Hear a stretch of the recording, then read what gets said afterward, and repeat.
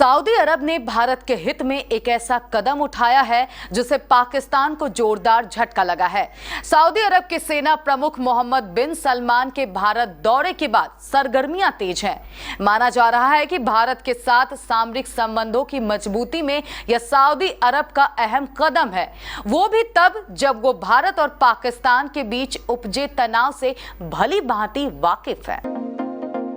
Saudi अरब के सेना प्रमुख इस सप्ताह भारत के दौरे पर आए। 3 दिन का उनका ये दौरा ऐतिहासिक बताया जा रहा है क्योंकि ये किसी सऊदी सेना प्रमुख का पहला भारत दौरा था। इससे ठीक 3 साल पहले सऊदी अरब के क्राउन प्रिंस मोहम्मद बिन सलमान जब अपने पहले भारत के दौरे पर आए थे तो प्रधानमंत्री नरेंद्र मोदी ने प्रोटोकॉल को दरकिनार करते हुए खुद एयरपोर्ट जाकर उनका स्वागत गर्मजोशी से गले लगाकर किया था। मोहम्मद बिन सलमान का ये दौरा सिर्फ एक औपचारिकता नहीं थी, बल्कि इससे कई संदेश सामरिक और कूटनीतिक हलकों में जा रहे थे। मोहम्मद बिन सलमान सऊदी अरब के रक्षा मंत्री भी हैं और फिर कुछ ही महीनों के बाद यानी साल 2019 के अक्टूबर महीने में प्रधानमंत्री नरेंद्र मोदी भी सऊदी अरब के दौरे पर गए।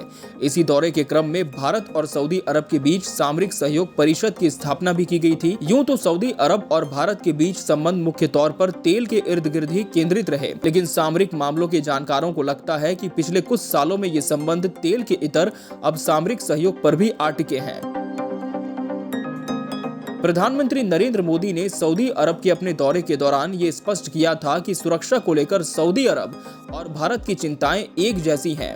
उन्होंने रक्षा उपक्रमों की स्थापना की बात करते हुए दोनों देशों के बीच सामरिक सहयोग पर भी ज्यादा बल दिया था। दिसंबर 2020 में भारतीय सेना प्रमुख जनरल एमएम नरवणे सऊदी अरब की यात्रा पर पहुंचे। ये किसी भी भारतीय सेना प्रमुख का सऊदी अरब का पहला दौरा था और इस सप्ताह सऊदी अरब की थल सेना के कमांडर लेफ्टिनेंट जनरल फहद बिन अब्दुल्लाह मोहम्मद अल मुतैर भी भारत की यात्रा पर पहुंचे। वो भी सऊदी अरब के पहले सेना प्रमुख हैं जिन्होंने भारत का दौरा किया।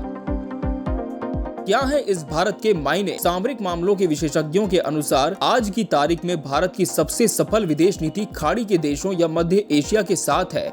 सऊदी गजट का भी कहना है कि कोरोना महामारी के बावजूद भारत और सऊदी अरब की सेना के अधिकारी एक दूसरे के देशों की संस्थाओं में प्रशिक्षण हासिल कर रहे हैं। बना है गजब का संयोग। ये संयोग ही है कि भारत और सऊदी अरब के बीच स्थापित हुए राजनयिक संबंधों के इसी साल 75 साल भी पूरे हो रहे हैं। इसे देखते हुए इसी साल दोनों देशों की थल सेनाएं साझा अभ्यास भी करेंगी। पिछले साल दोनों देशों की नौसेनाओं ने भी साझा अभ्यास किया था। तो आखिर क्या वजह है कि जो संबंध तेल से शुरू हुए उनमें अब इतना बदलाव आने लगा? संबंध में बदलाव की क्या है वजह? विशेषज्ञों का मानना है कि मध्य पूर्व हालात 3 चीजों पर केंद्रित हैं: इजराइल, ईरान और अमेरिका। अब इजराइल को लेकर भी खाड़ी के कई देशों ने अपनी नीति बदली है और राजनयिक संबंध फिर से बहाल किए हैं। जमाल खाशोग्जी के मामले को लेकर पश्चिमी देश और खास तौर पर अमेरिका ने सऊदी अरब से दूरी बनानी शुरू कर दी है। वहीं मध्य पूर्व में जो ध्रुवीकरण हो रहा है उसके 2 ही केंद्र हैं, ईरान और सऊदी अरब। लिहाजा अब सऊदी अरब खुद को सामरिक तौर से ज्यादा मजबूत कर रहा है। भारत उसके लिए सबसे बेहतर विकल्प है। पिछले 3 सालों में भारत और सऊदी अरब के बीच रक्षा को लेकर काफी कुछ हुआ है, जैसे खुफिया जानकारियों को साझा करना और साइबर सिक्योरिटी और आतंकवाद निरोधी जानकारियों का आदान प्रदान। राजनयिक हलकों में यह भी कहा जा रहा है कि रिश्तों में आए नए बदलाव के कारण ही जब भारत ने जम्मू कश्मीर से अनुच्छेद 370 हटाने की घोषणा की थी तो सऊदी अरब भारत के साथ खड़ा नजर आया। इसके अलावा भी कई ऐसे मामले आए जब सऊदी अरब ने स्पष्ट कर दिया कि वो भारत के आंतरिक मामलों में कोई हस्तक्षेप नहीं करेगा। न सिर्फ सऊदी अरब बल्कि संयुक्त अरब अमीरात के साथ भी भारत के संबंधों में काफी बदलाव आया। यही वजह है कि फिलहाल संयुक्त अरब अमीरात जम्मू कश्मीर के क्षेत्र में कई परियोजनाओं में पैसे भी लगा रहा है। पाकिस्तान की स्थिति। एक दौर वो भी था जब ये कहा जाता था कि पाकिस्तान तो सऊदी अरब के साथ ऐसे जुड़ा हुआ है जैसे कि वो उसकी कमर से बंधा हो, मगर अब पाकिस्तान की परवाह किए बगैर सऊदी अरब ने भारत से सामरिक रिश्ते मजबूत बनाने शुरू कर दिए हैं। वो भारत के करीब आ रहा है। इसका श्रेय मोहम्मद बिन सलमान और प्रधानमंत्री नरेंद्र मोदी को ही जाता है। जानकार मानते हैं कि इससे पहले सऊदी अरब के साथ भारत के सिर्फ व्यावसायिक रिश्ते ही थे, क्योंकि भारत वहां से 18% क्रूड ऑयल या अपरिष्कृत तेल का आयात करता रहा है। मगर अब ये संबंध तेल के रिश्तों से आगे निकल रहे हैं।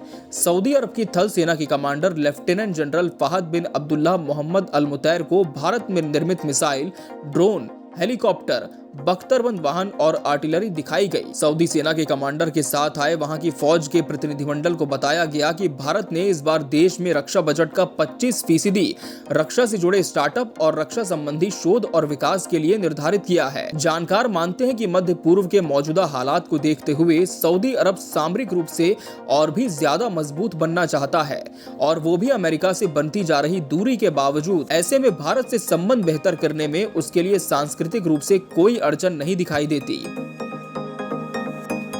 सऊदी के भारत के साथ बेहतर संबंध की क्या है वजह? सऊदी अरब भारत के साथ इसलिए भी बेहतर सामरिक संबंध बनाना चाहता है क्योंकि वो किसी इस्लामिक देश पर भरोसा नहीं करता। सामरिक विशेषज्ञ मानते हैं कि अमेरिका के साथ सऊदी अरब के रिश्ते बहुत पेचीदा ही बने रहे, जबकि भारत के साथ रिश्ते हमेशा से ही उदार रहे हैं। आने वाले दिनों में वो भारत में और भी ज्यादा निवेश करना चाहता है।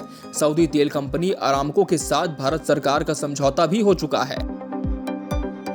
मोहम्मद बिन सलमान तेजी से इस दिशा में काम कर रहे हैं और सिर्फ सऊदी अरब ही नहीं बल्कि संयुक्त अरब अमीरात और खाड़ी के कुवैत, ओमान और बहरीन जैसे देश भी भारत से बेहतर संबंध बनाने के लिए आगे बढ़ रहे हैं। भारत भी इस दिशा में आगे बढ़ रहा है और ये बड़ी कूटनीतिक जीत है। मोहम्मद बिन सलमान तेजी से इस दिशा में काम कर रहे हैं और सिर्फ सऊदी अरब ही नहीं बल्कि संयुक्त अरब अमीरात और खाड़ी के कुवैत, ओमान और बहरीन जैसे देश भी भारत से बेहतर संबंध बनाने के लिए आगे बढ़ रहे हैं। भारत भी इस दिशा में आगे बढ़ रहा है और ये बड़ी कूटनीतिक जीत है। Bureau report, KBC news.